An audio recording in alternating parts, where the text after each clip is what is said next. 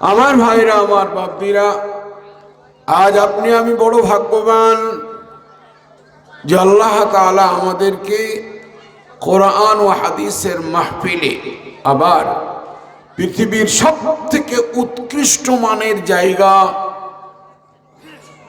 এবং পৃথিবীর বুকে কোনো পদার্থের কোনো জায়গার সুপারিশ করার ক্ষমতা থাকবে না, একমাত্র একটি জায়গার থাকবে, সেই জায়গাটির নাম হচ্ছে মসজিদ। তাছাড়া রমজান কোনো জায়গার নাম নয়, কোরআন কোনো জায়গার নাম নয়। জায়গা এবং জমিন হিসাবে সুপারিশ করবে কিয়ামতের দিনে একটাই জমিন, সে জমিনটির নাম হচ্ছে সিজদা করার জায়গা। জমিন সিজদা করার জায়গা মানে মসজিদ। তার উন্নতি কল্পে, অর্থাৎ মহান করুণাময় আল্লাহ পাকের দুই কদমের মধ্যেখানে সিজদা করব আমরা। আল্লাহর বানানো পুতুলেরা, নবীর অত্যন্ত আদরণীয় উম্মতের নরনারীরা সিজদা করবে। সেই সিজদা করার জায়গাটিকে উন্নত মানের কেমন করে করা যায়, সেই ইটগুলিকে কেমন করে সাজানো যায়, যে ইটগুলি কাল কিয়ামতের দিনে আল্লাহর সামনে বলবে, আল্লাহ, ক্লাবের ইট সারাদিন ক্যারাম খেলার আওয়াজ শুনেছে, সিনেমা ঘরের ইট সারা জিন্দগি শুধু গান আর বাজনার তাবলার বাজন শুনেছে, পেশাবখানার ইট ভাগ্য খারাপ, শুধু মানুষের পেশাব শোষণ করেছে, পায়খানার ইট শুধুমাত্র মানুষের বাহ্য, মানুষের মল ইত্যাদি নিয়েই জিন্দগি কাটিয়ে দিয়েছে। কিন্তু আল্লাহ, আমি এমন ইট, আমি শুধুমাত্র তোমার গুণগান আর গুণকীর্তনে আমার কলিজায় ভরা আছে। জোরে বলি আলহামদুলিল্লাহ। সেই সিমেন্ট, যে সিমেন্ট খোদার সামনে গিয়ে বলবে, ওগো আল্লাহ, কোটি কোটি বস্তা সিমেন্ট থেকে বাছাই করে তুমি আমাকে মসজিদের জন্য নির্ধারণ করবে, ভাবতে পারিনি, আমি বড় ভাগ্যবান। মৌরাক্ষীর বালুকা রাশি বলবে, বালিগুলো বলবে, হে আল্লাহ, আমাদের একটা একটা করে বাছো, আর একটা একটার বদলে 10টি 10টি করে নাকি তোমার বান্দাকে দাও। বলে কেন? বলে আল্লাহ পাক, মৌরাক্ষীর বালি থেকে লরির লরি, মৌরাক্ষী থেকে লরির লরি বালি চলে যায় কোথায় তার ঠিক নাই। কোন গাড়িটা আটকে দিয়ে কেমন করে ঘুরপাক খাইয়ে তোমার সিজদা করার জায়গা আমি নির্ধারণ হলাম, তা আবার এই বান্দার দ্বারাই। দয়া করে মেহেরবানি করে আমাকে তুমি কবুল করে নাও, আর আমার সঙ্গে যারা জড়িত ছিল তাদেরকেও কবুল করে নাও। সেই বালুকা রাশি, সিমেন্ট আর ইট আর মসজিদের বিল্ডিং আর সিজদা করার জায়গার উন্নতি কল্পে এবং তার রক্ষণাবেক্ষণের লক্ষ্য নিয়ে আমরা এই মজলিসের মধ্যে আসতে পেরেছি।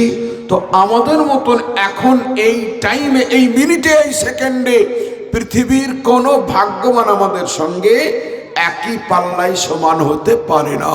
জোরে বলি আলহামদুলিল্লাহ। একবার জোরে সরে বলি আলহামদুলিল্লাহ।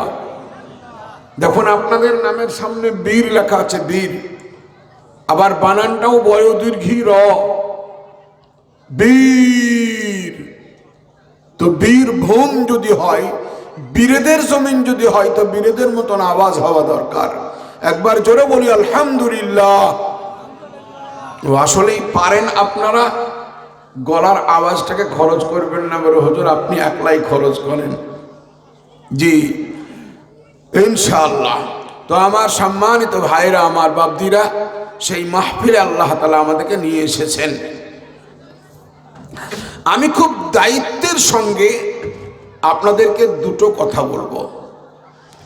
এক নম্বর, রসুল করিম সাল্লাল্লাহু আলাইহি ওয়াসাল্লামের ভালোবাসা কাকে বলে, এক। আর দ্বিতীয় নম্বর, কোন অসহায় প্রতিষ্ঠান, অসহায় অনুষ্ঠান, অসহায় জন্তু জানোয়ার, অসহায় ব্যক্তি তার পার্শ্বে দাঁড়িয়ে গেলে আল্লাহ কেমন বদলা দেন, তার উদাহরণ কি আল্লাহ দুনিয়ায় দিয়েছেন? এইটা আপনাদের সামনে দুটি কথা মাত্র বলবো।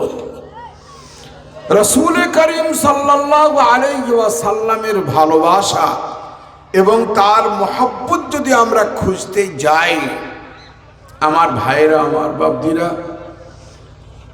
খুঁজে পাওয়াই মুশকিল, তার কুল কিনারা খুঁজে পাওয়া মুশকিল। আর মধ্যেখানে একটা কথা বলেই দিই, ইসলামকে ধ্বংস করার জন্য এখন বর্তমান যে ইহুদি চক্রান্ত, ইসরায়েলি চক্রান্ত, বিধর্মীদের চক্রান্ত, তারপরে তোমার খ্রিস্টানদের চক্রান্ত, আরো অন্যান্য ইসলামের দুশ্মন যারা, তাদের যে চক্রান্ত, এটা আজকে নতুন না, প্রথম থেকেই হয়ে চলে আসছে। একদম গোড়া থেকে একবারে হযরতে হাবিল আলাইহিস সালাতু ওয়াস সালামের কাল থেকেই হয়ে আসছে না, ওখান থেকেই চলে আসছে। আল্লাহু আকবার, আল্লাহু আকবার। তাহলে হযরতে আদম আলা নবিয়িনা আলাইহিস সালাতু ওয়াত তাসলিম থেকেই আরম্ভ হয়ে গেছে। কেননা মানুষদের সব থেকে প্রকাশ্য দুশমন হচ্ছে আসলেই ইবলিস এবং শয়তান। প্রথম স্টেজ তার ছিল আদমকে আর হাওয়াকে জান্নাত থেকে বের করে দিয়ে দুনিয়ায় পাঠিয়ে দিয়ে ফাসাদ মাচিয়ে দাও, এটা তার আসল উদ্দেশ্য। আর সেখান থেকে আরম্ভ করেছে। আহা, আমার ভাইরা, আমার বাবদিরা, এমনকি আল্লাহর রাসূল সাল্লাল্লাহু আলাইহি ওয়াসাল্লামের এত সৎ ব্যবহার কাফির বেঈমান বিধর্মীদের পিছনে তার মেহনত, তার পরিশ্রম, তার সহৃদয়তা এখনো পর্যন্ত জ্বলন্ত প্রমাণ। মক্কার মাটিকে যদি জিজ্ঞেস করা হয়, মক্কার মাটি বল, আমার নবী কি জীবনে কোনোদিন কোনো মুসলিম কিংবা হিন্দু বলে কাউকে বাছাবাছি করেছেন? না, সকলের সঙ্গে সদ্ব্যবহার করেছেন। তো মক্কার মাটি খোদার কসম অবিকল যেন আওয়াজ দিয়ে বলবে, আমি মক্কার সরজমিন, মক্কার পবিত্র মাটি সাক্ষী দিয়ে বলছি, আমার নবী কোনো দিনকার তরে কোনোদিন বাছাবাছি করেননি। মদিনার মাটিকে যদি জিজ্ঞেস করা হয়, মদিনার মাটি তুমি বলো, আমার নবীজি শুধুমাত্র মুসলমানদেরকে কাপড় পরিধান করিয়েছেন না আব্দুল্লাহ বিন যায়েদ, তার জননী মা, যদিও তিনি মুশরিকা ছিলেন, যদিও তিনি বিধর্মী ছিলেন, বিধর্মী রমণী ছিলেন, তবু সেই উলঙ্গ রমণীকে তিনি তার পবিত্র চাদর দিয়ে তার শরীরটাকে ঢেকে দিয়েছিলেন না, দেন নাই? আমার ভাইরা, আমার বাপদিরা, হযরতে আব্দুল উজ্জা, তারও কাহানি জবরদস্ত। আর রাসূল করিম সাল্লাল্লাহু আলাইহি সাল্লাম যখন ফতহে মক্কা করলেন, মক্কা বিজয় করলেন, তখন কাকে না ক্ষমা করেননি নবীজি? কাকে না ক্ষমা করেননি? আল্লাহর রাসূল সাল্লাল্লাহু আলাইহি ওয়াসাল্লামের প্রথম নম্বর শত্রু, এক নম্বরের শত্রু, তার নাম আব্দুল্লাহ বিন কামিয়া। ভালো করে মনে রাখেন, তার নাম আব্দুল্লাহ বিন কামিয়া। আহা, আমার ভাইরা, আমার বাপদিরা, আল্লাহর রাসূল সাল্লাল্লাহু আলাইহি ওয়াসাল্লামকে দুনিয়া থেকে বিদায় করার জন্য চক্রান্ত এঁটেছে। সর্বপ্রথম লাত, মানাত, উজ্জার কাছে শপথ করেছে তিনজন। একজনের নাম আব্দুল্লাহ বিন কামিয়া, দ্বিতীয় জনের নাম আব্দুল্লাহ বিন শিগাব, আর একজন বেঈমানের নাম, আর একজন নবীর শত্রুর নাম হচ্ছে উতবা বিন আবি ওয়াক্কাস। এই তিনজন। আব্দুল্লাহ বিন কামিয়া আল্লাহর রাসূল সাল্লাল্লাহু আলাইহি ওয়াসাল্লামকে তরবারির উল্টো দিকে মেরে, মতান্তরে তরবারি মেরে নবী করিম সাল্লাল্লাহু আলাইহি ওয়াসাল্লামের লোহার টুপি মাথায় ছিল। এত জোরে তরবারি মেরেছিল বেঈমান, ওই লোহার টুপি কেটে যায়নি, কিন্তু নবীজির মাথার ভিতরে এই লোহার টুপির কড়া ঢুকে গেছিল, যার কারণে নবীজির পুরো মুখ খানা চেহারা খানা রক্তে লাল টকটকে হয়ে গেছিল। এর নাম আব্দুল্লাহ বিন কামিয়া। নবীজি বদদুয়া করেননি, কিন্তু আল্লাহর গজবের ফেরেশতাদের সহ্য হয়নি। কি হলো?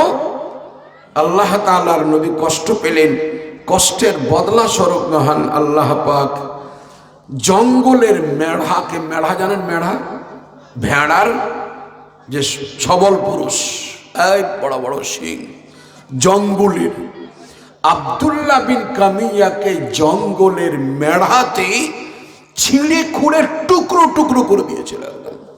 ওই যুদ্ধের, জি ওই উহুদের যুদ্ধ থেকে যখন জান নিয়ে পালিয়ে যাচ্ছিল আব্দুল্লাহ বিন কামিয়া, জঙ্গলের মেঢ়াতে শেষ করে দেয়।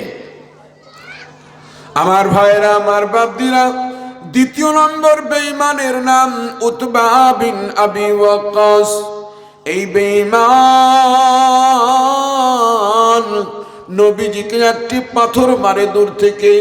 আল্লাহ রাসূল সাল্লাল্লাহু আলাইহি ওয়াসাল্লামের রুখসারে মোবারক গাল পাট্টার মাংস ছিঁড়ে যায় এবং গাল ফেটে গিয়ে নবী করিম সাল্লাল্লাহু আলাইহি ওয়াসাল্লামের রক্ত বেরোতে আরম্ভ হয়। আমার ভাইরা, আমার বাপদিরা, এই উতবা বিন আবি ওয়াক্কাসের ওই উহুদের প্রান্তরেই জবাই করেছিলেন এবং তার টুকরো টুকরো বানিয়ে দিয়েছিলেন। তার নাম হযরতে হাতিব বিন আবি বালতাআ রাদিয়াল্লাহু তাআলা আনহু। হাতিব বিন আবি বালতাআ রাদিয়াল্লাহু তাআলা আনহু একদম টুকরো টুকরো বানিয়ে দিয়েছিলেন। তৃতীয় নম্বর, হিনাকে আর বেঈমান বলার সাহস আমার নাই। হিনি আল্লাহর নবী সাল্লাল্লাহু আলাইহি ওয়াসাল্লামের দন্দানে মুবারকে পাথর বেরিয়ে দাঁতকে ঝরিয়ে দিয়েছিলেন। নবীজির দন্দান শহীদ হয়েছিল উহুদের প্রান্তরে। আল্লাহর নবী অজ্ঞান হয়ে গেছিলেন।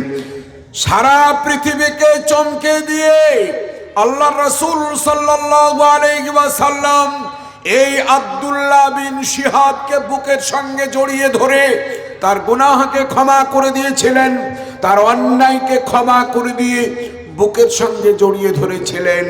ফাতহে মক্কায় আব্দুল্লাহ বিন শিহাবকে আল্লাহ রাসূল সাল্লাল্লাহু আলাইহি ওয়াসাল্লাম ক্ষমা করে দিলেন। আল্লাহর নবীর দান শহীদ করনে वाला, দাঁতকে পাথর মেরে দিয়ে ঝড়ানে वाला এক নম্বরের শত্রুকে রাসূল করিম সাল্লাল্লাহু আলাইহি ওয়াসাল্লাম অন্তর থেকে ক্ষমা করে দিলেন। সারা পৃথিবীকে থরথর করে কাঁপিয়ে দিয়েছিলেন নবীজি সেদিন। জোরে বলি আলহামদুলিল্লাহ। আজও যদি কোনো দোকানদার বা কোনো মেলা খেলা বা কোনো জমি জায়গা নিয়ে আমাদের আশেপাশে আমাদের অমুসলিম ভাইরা আমাদের আছেন, তারা আমাদের ব্যথার ব্যথী, তারা আমাদের দরদের দরদি, তারা আমাদের অনেক পর্বে তারা আমাদের সঙ্গে যোগ দেন। আমরাও তাদের অনেক অনুষ্ঠান এবং পর্বে আমরা তাদের সঙ্গেও যোগ দিই। এই দলিল আমাদেরকে এটাই শিক্ষা দেয়, অন্যায় করতে পারে একজন মুসলমান, তাকেও ক্ষমার নজরে দেখো। যদি একজন অমুসলিম অন্যায় করে তবুও তাকে ক্ষমা করে দাও। আল্লাহর নবী সাল্লাল্লাহু আলাইহি ওয়াসাল্লাম বলেন, যদি তোমরা কোনো অসহায় ব্যক্তির পাশে দাঁড়িয়ে যাও, এখানে নবীজি বলেননি অসহায় যদি মুসলমান হয় তাহলে নেকি আলাদা পাবা, আর অসহায় ব্যক্তি যদি ডমডকল বাইন ব্যক্তি হিন্দু হয় তাহলে তোমার নেকি আলাদা হবে। এটা আপনার আমার নবী বলেননি।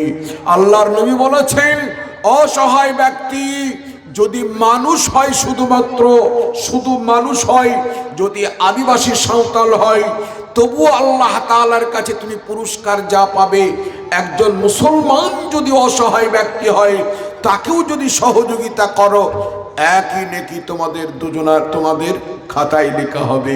কেননা মুসলমানও আল্লাহর বানানো পুতুল, আর অন্য জাতীয় আল্লাহর বানানোই পুতুল। জোরে বলে আলহামদুলিল্লাহ। এর জন্যে আমার ভাই, কি করে আমাদের ভ্রাতৃত্ব সম্পর্ক, কি করে আমাদের আন্তরিকতার ভাব আবার পুনরায় দুনিয়ায় ফিরে আসবে, এই চিন্তা ভাবনা নিয়ে আমাদেরকে কাজ করতে হবে। দেখুন, আগুনকে আগুন দিয়ে নেভানো যায় না।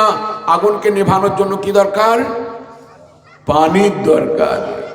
এর জন্যে আপনি যদি মনে করেন আমি যতটুকু আগুন আছে ওর উপরে আরো বেশি করে আগুন দিয়ে দেব, তাহলে আগুনটি কিন্তু বড় হয়ে যাবে।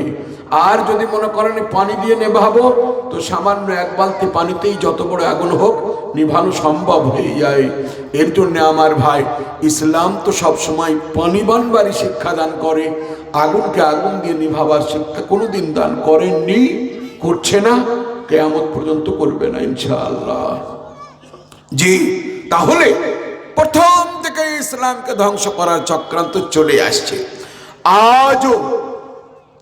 আজও পৃথিবীর মসজিদ কেমন করে ধ্বংস করা যায়, আজও অনেক কি বলে তোমার সমাজ বিরোধী মানুষেরা কেমন করে একটি অন্য জাতির কোন মন্দির কিংবা গির্জাঘর কেমন করে বিনিষ্ট করে আপোষের মধ্যে কেমন করে দাঙ্গা বাঁধানো যায়, এই চক্রান্তের জাল বড় বড় শিক্ষিত মানুষেরা মাঝখান থেকে করছেন। আমার ভাই, তো এখনো পর্যন্ত ইসলামের শত্রুরা তাদের মনের মধ্যে আছে মসজিদ শেষ করে দাও। কেননা মুসলমানরা মসজিদে একটি আওয়াজ দিলে পরে তারা নিজের প্রাণের বিনিময়ে এই মসজিদগুলোকে রক্ষা করে। তারা নিজের প্রাণের থেকেও বেশি মসজিদকে ভালোবাসে। এর জন্যে ওদের আত্মা কেড়ে নেবার দরকার থাকলে ওদের মসজিদ হাতছাড়া করে দাও। জি, কেননা এই জায়গায় তারা তাদের খোদা মহানকে সিজদা করে। এই জায়গায় ওরা সব সহ্য করতে পারে, লাথি সহ্য করবে, ঝাঁটা সহ্য করবে, গালিগালাজ সহ্য করবে, কিন্তু মসজিদের একখানা পেশাবখানার ইট যদি ছাড়িয়ে নিয়ে চলে যাওয়া হয়, তো এদের মাতালরা পর্যন্ত নিজের প্রাণ দেবার জন্য রাস্তায় বেরিয়ে আসবে। জি, তাই না? এর জন্য আমার ভাই, মসজিদ কেমন করে বন্ধ করা যায় সেই চক্রান্তের জাল বোনা হয়ে গেছে। জমিয়ত উলামায়ে হিন্দ কেমন করে বন্ধ করা যায় সেই চক্রান্তের জাল বোনা হয়ে গেছে। আর সঙ্গে সঙ্গে তাবলীগী জামাতকে কেমন করে নিশ্চিহ্ন করা যায় পৃথিবীর বুক থেকে, যেমন সাহাবায়ে কেরাম থেকে নিশ্চিহ্ন করার চক্রান্তের জাল আবু সুফিয়ান থেকে আরম্ভ করে, তারপরে তিনি মুসলমান হয়ে যান, আবু জেহেল আবু লাহাব থেকে আরম্ভ করে উতবা সাইবা উবাই ইবনে খালাফ পর্যন্ত যেমন চিন্তা করেছিল, সেই উবাই ইবনে খালাফের জারদ সন্তানরা এখনো দুনিয়ায় বেঁচে আছে আমার ভাই। এর জন্যে আপনাকে আমাকে খুব সতর্ক থাকতে হবে। আল্লাহ তাআলা আমাদেরকে, আমাদের মসজিদকে, আমাদের মাদ্রাসাকে, আমাদের কোরআন, আমাদের হাদিসকে, আমাদের জমিয়ত উলামা, আমাদের তাবলীগকে মহান আল্লাহ পাক যেন ভালো রাখেন, শান্তিতে রাখেন, আর কারোর দৃষ্টি লাগা থেকে, দুশ্মনদের দুশ্মনী শত্রুতা থেকে আল্লাহ যেন হেফাজতে রাখেন। এই বলে আমরা আন্তরিক দোয়া করি। আল্লাহ কবুল করুন। সকলেই বলি আল্লাহুম্মা আমিন। আমার ভাইরা, আমার বাপদিরা, 1 নাম্বার 2, রাসূল করিম সাল্লাল্লাহু আলাইহি সাল্লামের মহব্বত কাকে বলে? সাহাবায়ে কেরামদের মহব্বত বলতে গেলে অনেক সময় দরকার। আপনারা শুনেছেন, আজকে আবার নতুন করে শুনে দিই। রাসূল করিম সাল্লাল্লাহু আলাইহি সাল্লামের মহব্বতের কথা বলতে গেলেই হযরত বিল্লাল রাদিয়াল্লাহু তাআলা আনহুর নাম আসে না? আসে। জি, কেননা কিয়ামত পর্যন্ত কার আযান গোটা পৃথিবীর আসমানে সিদরাতুল মুনতাহা থেকে নিয়ে প্রথম আসমান পর্যন্ত কিয়ামত পর্যন্ত কার আওয়াজ গুজে গুজে বেড়াচ্ছে? তিনি হচ্ছেন ভাগ্যবান পুরুষ হযরত বিল্লাল রাদিয়াল্লাহু তাআলা আনহু। তার আসল নাম বিল্লাল নয়, তার আসল নাম হচ্ছে আব্দুল্লাহ বিল্লাল বিন রাবাহ রাদিয়াল্লাহু তাআলা আনহু। হযরত মাওলানা মুফতি শাব্বির আহমদ সাহেব, আল্লামা শাব্বির আহমদ সাহেব, তিনি তার কিতাব আনওয়ার হিদায়াতের, আনওয়ার নবুয়তের মধ্যে হযরত বিল্লাল রাদিয়াল্লাহু তাআলা আনহুর বাপের নাম এবং তার আসল নাম উল্লেখ করেছেন। জি, আমার ভাইরা, আমার বাপদিরা, আমি ছোট্ট করে একটু ইশারা করে দিই। হযরত বিল্লাল রাদিয়াল্লাহু তাআলা আনহু, আল্লাহর নবী যখন দুনিয়া থেকে চলে গেলেন সহ্য করতে পারলেন না। আহা, তাই নিজের পাতানো বন্ধু, পাতানো ভাইকে একসাথে হয়ে, একজন সাহাবী ছিলেন হযরত বিল্লালের পাতানো ভাই, নিজের ভাই নয়, এই পাতানো ভাইয়ের সঙ্গে তিনি একজোট হয়ে বললেন, ভাই এই মদিনায় আর থাকা যাবে না। কেননা মদিনার গলিতে বেড়াই নবী নবী নবী নবী নবী নবী, যেন কানে আওয়াজ পাই। আর যে জমিনে নবী নাই, সেই নবীজির নামে আজান দেওয়া আমার পক্ষে সম্ভব নয়। আহা, কত বড় কথা। হযরতে বিল্লাল বিন রাবাহ রাদিয়াল্লাহু তাআলা আনহু, তিনি বন্ধুর সঙ্গে পরামর্শ করে সিরিয়া চলে গেলেন। সিরিয়ায় থাকলেন অনেক দিন,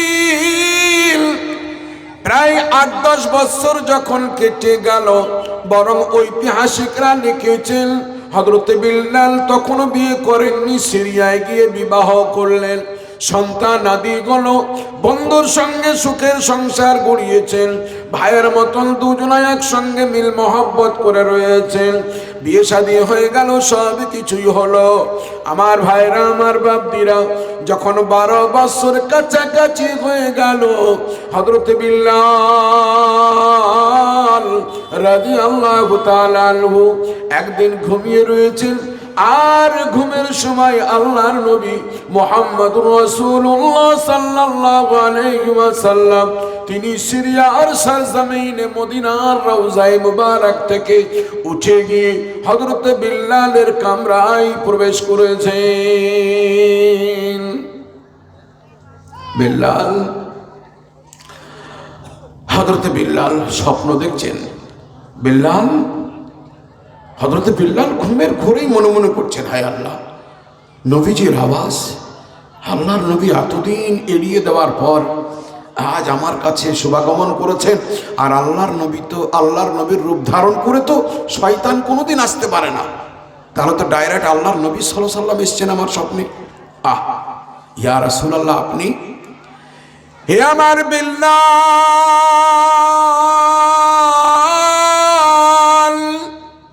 কি ব্যাপার তুমি আমার ভালোবাসা ভুলে গিয়ে, কি ব্যাপার আমাকে একাই ছেড়ে দিয়ে কেমন করে এতদিন কাটালে? তোমার কাছে নাকি আমি ভালোবাসার একমাত্র পাত্র। হে আমার বিল্লাল, আমাকে একাই মদিনার সরজমিনে রেখে কেমন করে তুমি সিরিয়ায় পড়ে আছো আমার বুঝে আসে না। হযরত বিল্লাল বিন রাবাহ রাদিয়াল্লাহু তাআলা আনহু সকাল বেলায় উঠলেন, বিবির সঙ্গে পরামর্শ করলেন, পাতানো বন্ধুর সঙ্গে, পাতানো ভাইয়ের সঙ্গে পরামর্শ করলেন, ভাইরে আমার, না না না, আর সিরিয়ায় থাকা যাবে না, এই জায়গায় আমার থাকা আর কোনোদিন হবে না। আমার নবী তিনি আন্তরিকভাবে চান আমি যেন মদিনায় ফিরে চলে যাই। সকাল বেলায় রেডি হলেন,